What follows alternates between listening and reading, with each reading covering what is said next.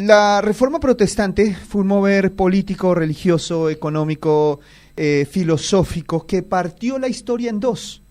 En términos de influencia, la Reforma Protestante explica muchísimas realidades que nosotros hoy experimentamos como sociedad y como cultura. Somos fuertemente influenciados por ese evento que se dio en el siglo XVI, ¿no? De la Reforma Protestante hemos recibido la libertad de culto, la libertad de expresión, el concepto de Estado. Bueno, este mover, como dijimos, se había dado por el excesivo poder que tenía el papado en ese momento, hasta el punto de que el papa era visto con más poder que el mismo emperador. Los niveles de corrupción fueron muy profundos. La Iglesia Católica Romana tenía un poder centralizado y había caído en muchísimos abusos. Y lo que hizo la Reforma Protestante fue volver a la Escritura. Volver al principio bíblico. Retomar aquellos que creían los padres de la Iglesia. La Reforma Protestante lo que hizo fue desoír toda voz humana y establecer solo la Biblia como la máxima autoridad de la Iglesia. Toda voz humana sería cuestionable. Cristo gobierna a través de la Escritura y toda voz humana tiene que ser silenciada, incluso la voz de los ángeles. Tomando el texto del apóstol Pablo cuando nos dice que si un ángel del cielo viene con un evangelio diferente, sea anatema. O sea, la Biblia es el fundamento de la Iglesia, es el gobierno de la Iglesia. La única regla de fe y conducta que podía atar la conciencia era la Biblia. Ahora, ¿cómo pasó el cristianismo de ser una minoría perseguida al abuso del poder religioso, político y militar de la Edad Media que hizo necesaria la Reforma Protestante? Habíamos recordado que el cristianismo nace dentro de la comunidad judía, dentro del Imperio Romano en el primer siglo, y nacía con un mensaje muy interesante, un mensaje que calaba hondo, porque era un mensaje, primero, monoteísta, y esto ya atentaba contra los poderes de Roma, porque recordemos que Roma era de cosmovisión politeísta, entonces sus líderes, los emperadores, el César, eran vistos como dioses. Cuando el cristianismo empieza a crecer y el mensaje empieza a ser difundido, las personas empezaban a ver al emperador como uno más. El mensaje del cristianismo decía que había un Dios en el cielo reinando sobre todas las cosas y del emperador para abajo todos los hombres eran iguales en dignidad. Entonces era un mensaje que traía igualdad y traía dignidad para todo ser humano. Habíamos recordado que en ese momento en el Imperio Romano el 85% de la población vivía en esclavitud. Entonces, esa visión monoteísta, yo creo que incluso el cristianismo aporta su cuota para establecer una cosmovisión de democracia. ¿Cómo se entiende? Si los rumbos de la historia están dirigidos por reyes, bueno, la autoridad de Dios está sobre el rey. Pero si los rumbos de la historia, como pasó en la Reforma Protestante, están dirigidos por el pueblo, entonces Dios está a través de esa autoridad ejerciendo su voluntad. Y de esa manera es la que tenemos que entenderlo, porque siempre el teocentrismo fue mal visto. El teocentrismo fue relacionado con la tiranía y bueno, como que había que aceptarlo, pero nosotros tenemos que entender que la autoridad de Dios siempre está sobre el factor o el elemento que está determinando los rumbos de la historia. Bueno, eso es importante. Entonces, bien, veíamos que el cristianismo surgía como una amenaza para los poderes y crecía de manera exponencial. Crecía.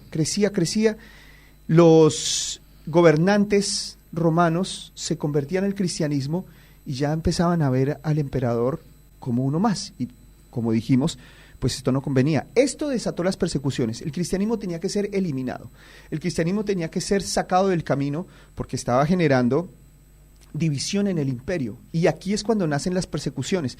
Y los cristianos fueron terriblemente perseguidos, torturados, asesinados. Habíamos hablado de que eran devorados por leones en el circo romano e incluso eran quemados vivos como antorchas humanas. Y bueno, era un tiempo de muchísimo sufrimiento y la persecución se extendió por 2 siglos. Y habíamos hablado de que muchos estaban esperando la aniquilación del cristianismo y que parecía que ya se iba a terminar, pero crecía más, y que a lo largo de la historia muchísima gente ha dicho que el cristianismo va a ser destruido, pero en los momentos de más oscuridad o cuando pareciese que el cristianismo ha muerto, resucita.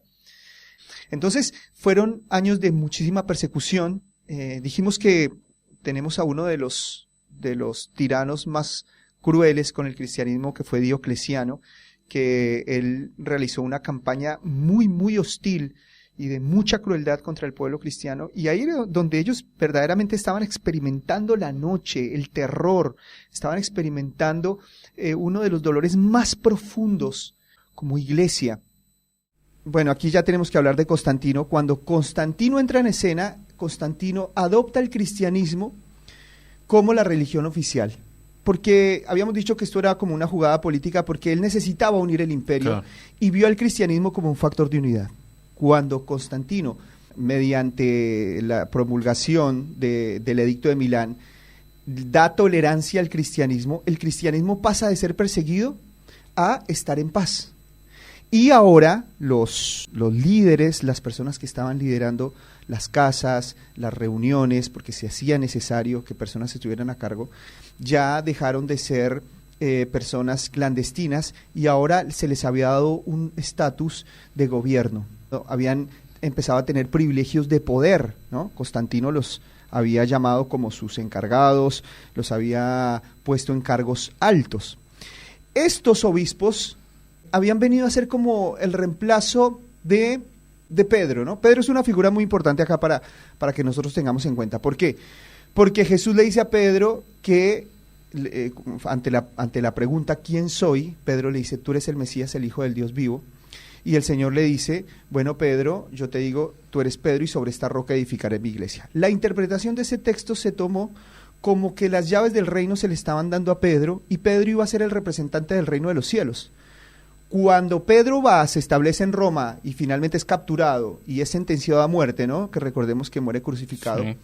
Sí. Muere crucificado boca abajo, ¿no? Se hacía necesario un reemplazo.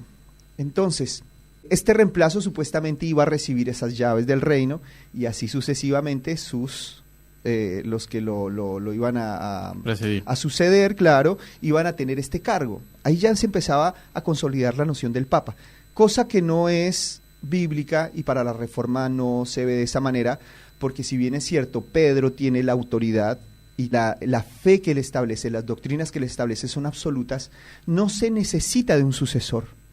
Se necesita ser fiel a las enseñanzas de Pedro, se necesita ser fiel a las enseñanzas de Pablo, pero no se necesitan sucesores que establezcan nuevas doctrinas. No hay sucesores de apóstoles, ¿no? Es muy importante entender cómo se ve la figura de Pedro. Entonces llegó Constantino y en su intento de unificar el reino, establece el cristianismo como la religión oficial y entra la paz. Y las personas, los obispos que estaban a cargo de las iglesias en Egipto, en Grecia, en Roma, pasaron a tener cargos importantes, pasaron a tener cargos de gobierno. Incluso Constantino nombra una segunda sede de gobierno en Constantinopla para estabilizar más el reino, ¿no? Para que el cristianismo unifique al reino, pero esto hizo que los líderes cristianos empezaran a disputarse entre sí quién era el que iba a mandar, ¿no? Como pasó con los apóstoles en su momento. ¿Quién sería el que tenía que estar al frente? ¿Quién sería el que debería estar al mando? Entonces empezaron a surgir jerarquías. En ese momento empiezan las disputas entre ellos, porque el obispo de Roma era como el que tenía más autoridad, porque como ahí se había establecido Pedro y había sido capturado y había sido sentenciado, entonces Roma tenía como una característica simbólica importante. Entonces como que todos obedecían a lo que dijera el obispo de Roma. Entonces el imperio vuelve a verse amenazado por divisiones, pero ya dentro del cristianismo, por los diferentes puntos doctrinales. Entonces Constantino llama a que se unifique la fe, y es cuando llama al concilio de Nicea, para que se unifique la doctrina, para que se unifique el imperio y para que no se divida, porque el imperio cristiano que le había construido, otra vez, como dije, se estaba viendo amenazado por las divisiones. De esa manera es que el cristianismo entra en el siglo IV y aquí empieza la caída del Imperio Romano. Con la decadencia de ese imperio material, con la decadencia de ese imperio que era tan poderoso, una estructura poderosísima, económica, militar en todos los sentidos, al verlo caer y al tener el cristianismo un mensaje de un reino indestructible, entonces eso hizo que los líderes religiosos empezaran a tener más autoridad, más poder, que empezara a ser más populares dentro del pueblo. Además de esto, con la caída del Imperio Romano, la Iglesia toma el papel de Estado y empieza a ser un Estado benefactor con los pobres. Bueno, recordemos que el cristianismo tiene esa impronta, esa esencia de ayudar al pobre. Entonces, a medida que la Iglesia iba subiendo en poder, el imperio material iba decayendo. Esto hizo que las figuras del obispo empezaran a posicionarse con más poder. Y las disputas y las ambiciones de poder y el deseo de dominio era muy intenso. Entonces esto hizo que la Iglesia empezara a corromperse muchísimo, a corromperse por la escala de poder.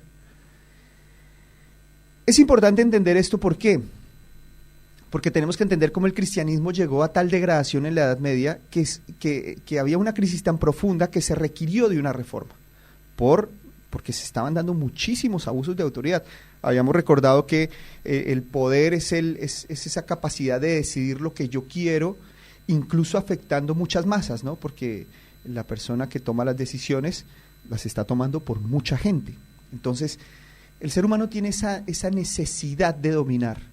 Y si esa necesidad de dominar natural que tiene todo ser humano se mezcla con los delirios religiosos de creer que yo soy el representante de Dios en la tierra, es un caldo de cultivo perfecto para la tiranía, es un caldo de cultivo perfecto para el autoritarismo, ¿no? También es interesante, Camilo, ver, y esto lo charlamos hace poquito, para el Papa llegar a ser lo que fue, y la Iglesia llegar a tener la doctrina que tiene, y este poder imperial, y esta persona de arriba, pseudo Pedro, dictando cosas, tuvo que haber previamente una aceptación de todas las personas que esto sucede de esta manera. Claro, es que se empezó a ver con muchísima autoridad. Se entiende por esto, el Imperio Romano cae, el imperio material, un imperio muy poderoso cae, y a su vez surge el imperio espiritual desde la figura del Papa. Entonces el Papa era visto con muchísima autoridad, más autoridad que el mismo emperador. Eso hizo que él se corrompiera, porque se la creyó. Se creyó Dios en la tierra. Y es que cuando la Iglesia y el Estado se unen y se fusiona el Estado con la Iglesia, entonces ya este poder que era algo espiritual, vamos a decir, o que nació siendo algo espiritual, ya ahora era algo político, económico, y se empezaron a mezclar esos intereses.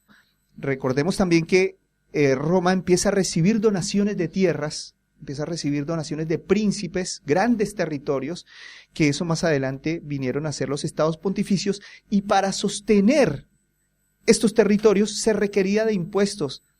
Entonces, el cobro de diezmos, la venta de indulgencias, empezó a ser parte de ese reino que ya ahora era más terrenal que un reino espiritual. Con los estados también se requería protección, los papas y los reyes empezaron a tener conflictos y entonces empezaron las alianzas y un papa sufre un atentado donde le cortan la lengua, habíamos recordado. Entonces él dice ahí necesitamos un ejército. Él hace una alianza y él empieza a dar cargos a los reyes, cargos espirituales, y los reyes también le brindaban sus servicios, ¿no? O sea, era todo un negocio. Claro. Era todo un negocio, era todo un negocio de intereses, ¿no? Influencia de poder. Influencia de poder. Entonces llega un punto donde la Iglesia ahora no solamente es una Iglesia que lleva un mensaje de fe, sino que también es una institución que tiene que sostener tierras, que tiene ejércitos y que cobra impuestos y se está enriqueciendo. Y pasaron cosas, desastres, porque los líderes, los papas, empezaron a posicionarse ya no por una virtud, ya no por un llamado o por una vocación, sino por nepotismo. Ya veíamos familias en el poder religioso que se perpetuaban, no por vocación, como dije, sino por interés al poder, por amor al poder, porque amaban más los privilegios del poder que servir. Entonces vemos cantidades de líderes que tenían esta conducta, no solamente eso, sino que también hacían uso de todas las riquezas que generaba esta institución.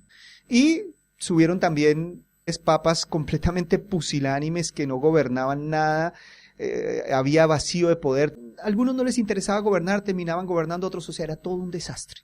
Literalmente era todo un desastre. Cuando el Islam conquista Jerusalén, un papa hace una campaña de reconquistar Jerusalén. Y el discurso de él, que fue muy elocuente, dijo, el Islam le quitó las tierras a nuestro Señor y nosotros se las vamos a recuperar. Entonces él hace un ejército, nacen las cruzadas, pero lo que a mí me llama la atención de esto es como el mensaje de algo que es espiritual, porque estamos hablando de Dios y que de Dios es la tierra y su plenitud, pero cómo lo relacionan con la conquista por la guerra, por medio de la guerra de Jerusalén. O sea, es una distorsión completamente del mensaje, una manipulación que mezcla lo espiritual con lo terrenal. Hoy tenemos discursos como que te dicen, bueno, tienes que conquistar la bendición. ¿Cuál es la bendición? Auto, casa, beca, vacaciones en Cancún. ¿Por qué? Pero aparte, ¿cómo conquistas eso, digamos? Claro, y esa es la conquista, ¿no? Entonces fíjate que es algo que pierde toda proporción, que pierde la esencia de la fe.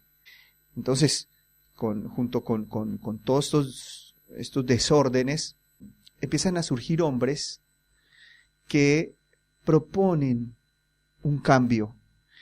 Y entonces acá entra en escena el famoso Jan Hus, catedrático de la Universidad de Praga.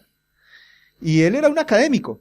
Y él dice, bueno, me parece que las cosas no están funcionando bien. Él agarra sus libritos y se va al Concilio de Constanza a exponer sus ideas, a sustentarlas y a decir por qué le parecía que a la luz de sus estudios, era un hombre intelectual, habían que cambiar cosas.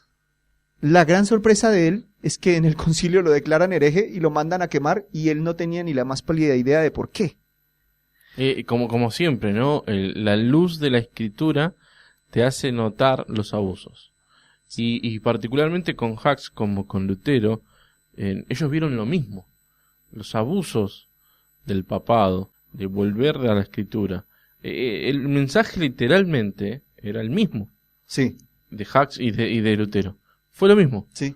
Nada más que en Lutero Dios hizo la providencia y la soberanía de hacer algo, pero ya se gestó esto, ya se venía gestando. Igualmente vemos esto es lo que se llama los pre-reformadores. Exactamente, son los pre-reformadores. Jan Hus fue muy influenciado por John Wycliffe, quien fue el que tradujo la Biblia al inglés, porque la religión se había monopolizado tanto que la gente no podía leer la Biblia.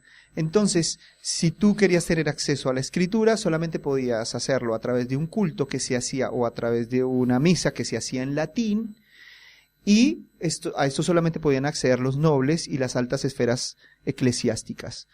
A Wycliffe también se le tiene como un pre-reformador y a él también se le juzga como hereje, y a él lo que hacen es desenterrarlo, porque bueno, él muere, pero lo que hacen es desenterrarlo y exiliar sus huesos de una manera simbólica en rechazo a sus ideas. Como vemos acá la premisa o la particularidad de que volver a la esencia de la escritura, lo hablamos en el programa anterior, es demoledora.